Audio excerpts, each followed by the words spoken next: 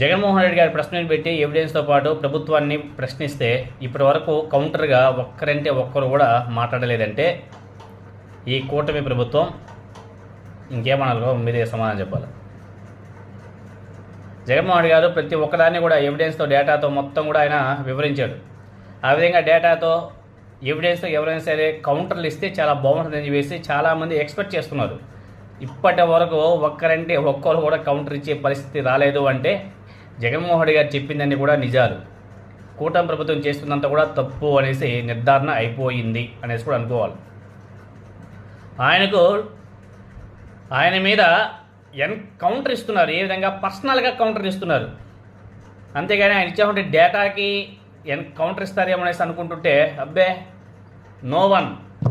అటు జనసేన పార్టీ నుంచి కానీ ఇటు తెలుగుదేశం పార్టీ నుంచి కానీ ఎవరు ఉన్నారు. 164 మంది ఎమ్మెల్యేలు ఉన్నారు, మంత్రులు ఏమో చాలామంది ఉన్నారు, ముఖ్యమంత్రుల లెవెల్లో 3 ఉన్నారు.